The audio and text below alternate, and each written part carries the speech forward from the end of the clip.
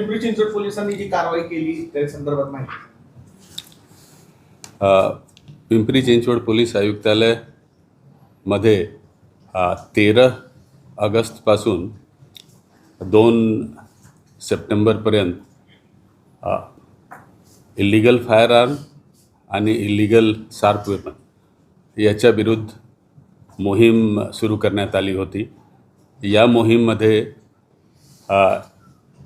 या 20 दिवसचे पिरियडमध्ये 50 illegal fire arm आणि त्याचबरोबर 116 इल्लीगल शार्प वेपन सीज करण्यात आले.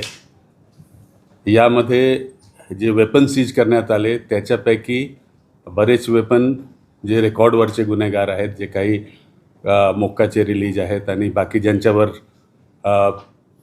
गुन्हा आहेत आणि आता ते जेलमधून निघून आलेले आहेत, असा गुन्हेगारांकडून जप्त झालेला आहे. टोटल 46 गुन्हेगारांकडून हे वेपन जप्त करण्यात आला. त्याच्यापैकी 25 गुन्हेगार हे रेकॉर्डवरचे होते.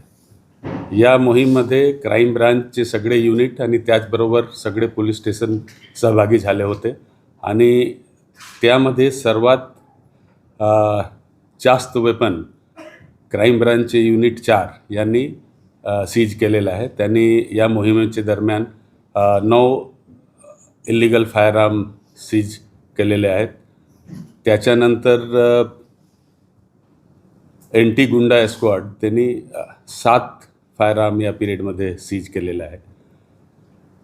एकंदरीत क्राईम ब्रांचने 28 फायर आर्म आणि त्याचबरोबर police स्टेशनची टीम्सने 22 illegal fire arm seize केलेले आहेत.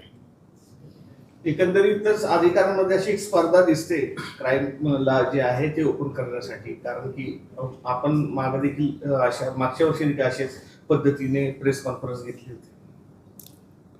याच्यामध्ये आपले क्राईम ब्रांचचे वेगवेगळे युनिट्स आहेत आणि त्याचबरोबर जे पोलीस स्टेशनचे डिटेक्शन ब्रांचेस आहेत ते या मोहीममध्ये सहभागी झाले होते आणि याच्यामध्ये आपण सुरुवातीपासून ज्यांची चांगली कामगिरी राहील त्यांना आपण प्रोत्साहित करणार आहोत असं सुरुवातीपासून सांगितलं होतं. चांगला प्रतिसाद मिळाले. सगळ्यांनी अहोरात्र परिश्रम करून आणि इन्फॉर्मेशन काढून, माहिती काढून आणि चांगले रेड्स केले, चांगले ट्रॅप्स केले आणि मोठ्या संख्येमध्ये इल्लीगल वेपन सीज केलेलं आहे आणि ह्याचा फायदा आम्हाला येणाऱ्या फेस्टिवल सीजनमध्ये आणि त्याचबरोबर